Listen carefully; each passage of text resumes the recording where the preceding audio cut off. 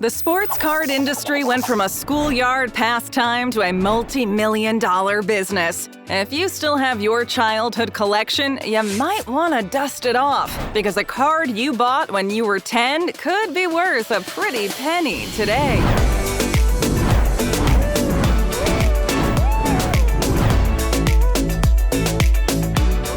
Imagine flying down the ice like Gretzky, hitting it out of the park like Hank Aaron, or tossing a TD like Patrick Mahomes. Not everyone is cut out to be a professional athlete, but basically anyone can collect their sports cards. The original trading cards were far from kid-friendly. Tobacco companies used cards to both stiffen the cigarette carton and as advertisements. They depicted actresses and sometimes athletes. The T206 Honus Wagner card, produced by the American Tobacco Company from 1909 to 1911, is the most popular card from this era. This is not without controversy, however. Some say Wagner felt like he was owed more money for the use of his likeness. He was also an avid non-smoker and didn't want kids picking up the habit just to get his card. And so it was, in 1933, the Goody Gum Company gave the children what they wanted. For 1 cent, you could buy 1 stick of gum and get 1 baseball card. The guys at Goody thought kids would be interested in the gum more than a flimsy piece of cardboard. Turns out it was the sports card that really hit it out of the park with the kids.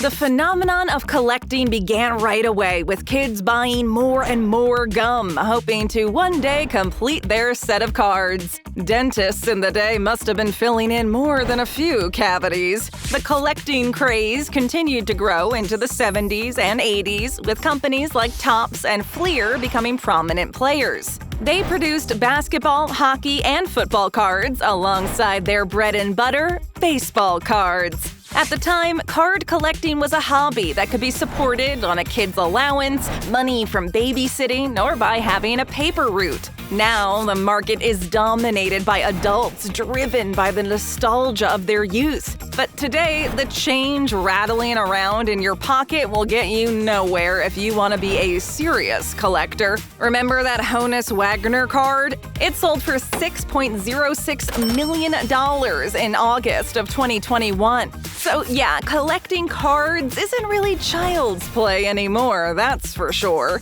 Kids back in the day could never have predicted the explosion of the sports card market. Cards in the early Goody sets produced in the 1930s never go for anything under $50, with the rarest cards, like that of Napoleon Lajoie, fetching hundreds of thousands of dollars. Back then, sports cards were merely a schoolyard commodity, with kids trading card for card to try and complete their sets. Early cards were illustrated with a combination of portrait and action shots of the players against vibrant blue, yellow, green, or red backgrounds. The back of the cards had a brief biography and some stats about the player. Instead of reaching for Google to answer your questions, you would just flip through your sports cards for quick facts and stats about a player. Now, photographs and digital imagery are used on modern-day cards. Hologram cards have even become fairly common. But Topps is embracing the traditional illustrated style in honor of their 70 years in the business. Topps recently partnered with a diverse group of artists to produce limited edition cards, like a watercolor of Derek Jeter and a pop art version of the iconic Mickey Mantle, for example. These companies find ways to keep the market fresh by always producing something new to collect.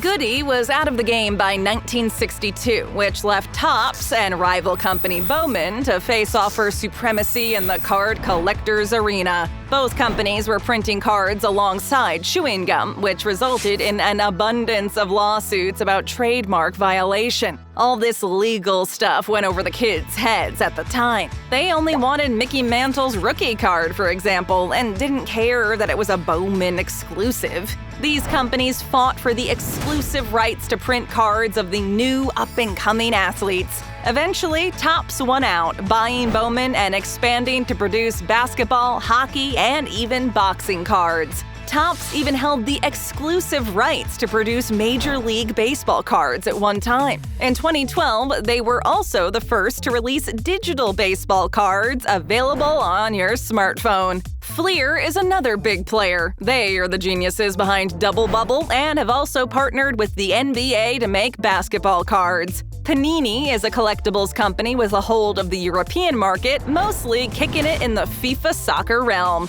The one commonality with these companies and others is that the cards were once an incentive to buy another product. In the 70s, for example, Kellogg's even got in on the action by including the first 3D baseball cards in cereal boxes so that kids would beg mom to fill up the cart with Frosted Flakes. Now, the sports card market stands on its own. No gum needed. That's not to say there weren't tumultuous times. In the late 80s, companies like Topps greatly devalued their product by overproducing and reprinting their cards. Other companies with names like O-Pee-Chee, Leaf, and Upper Deck were also popping in and out of the sports card scene and raising the stakes. People collect for the thrill of finding a rare or unique piece. If a market is oversaturated, a rare find becomes less and less possible. Also, collectors want to feel that connection to a simpler time when a kid would suffer through 100 pieces of stale gum just to chase down their favorite athlete's card.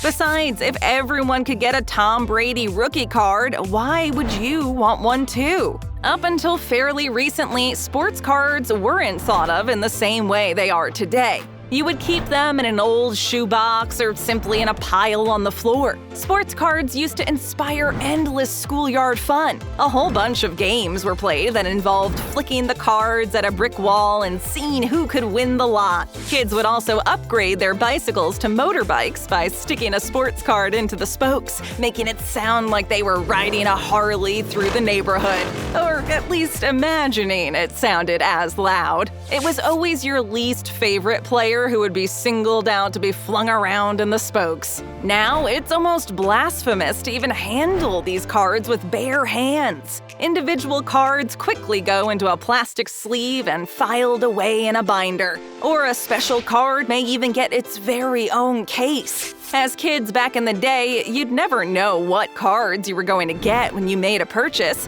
You would have to keep buying packs to get your favorite player or to complete the whole set. There was no eBay, so you'd trade with friends and try to negotiate a deal for the card you needed. Imagine if trading sports cards still had that charm. Today, you'd be a fool to sell any card of value without getting it graded first. The higher the grade and the better the condition means more money in your pocket. This is today's version of throwing a card against the wall and seeing what sticks. And more often than not, it's star rookie cards and signed memorabilia. A signed LeBron James rookie card recently went for $5.2 million. So if you're a sports fanatic with some cash to burn, where might you go to expand your collection? Well, hobby shows cropped up in the 1970s as collecting became more popular among adults. Early shows still had that school bake sale vibe because they were more like an open marketplace. These weren't big money events, and most people were there for the love of the trade. Sports card dealing has gone from being a side hustle to being many people's full-time job. Dealers take advantage of sites like eBay to sell their cards, but most leave their premium stuff for the in-person shows. Some collectors purchase unopened packs of cards, hoping to be surprised with that rare card of value. Dealers host live streams on YouTube where they unpackage old cards for people to bid on in real time. The excitement of opening up a new pack brings back memories for many. Kids getting together after school to shuffle through each other's collections. Today, buyers range from people who have collected since they were kids to those who are not hobbyists at all, but look at sports cards strictly as an investment. That's right, sports cards collecting has become its own niche market, and a multi-billion-dollar one at that. Who would have thought that buying a pack of baseball cards and some stale gum for a quarter in the 80s would lead to this? But if sports aren't your thing, don't worry. There are plenty of trading cards to enchant anyone's childhood imagination. In the 1970s and 80s, you could collect TV and movie-themed cards from shows like Happy Days, Charlie's Angels, and Alf. And from movies like Star Wars and E.T. For millennials, it was all about Pokémon and Yu-Gi-Oh! At recess. Like sports cards, it was common to trade and collect alongside your friends. Pokémon had a built-in game involved, and the concept expanded into television and film. Kids would rush home from school to watch Ash, Pikachu, and the gang on TV. Afterward, you could reenact your favorite scenes with your friends on your quest to catch 'em all. In 2016, the game entered the real world with the development of Pokémon Go. People who loved the game as kids were now wandering into oncoming traffic on the hunt for a rare Pokémon.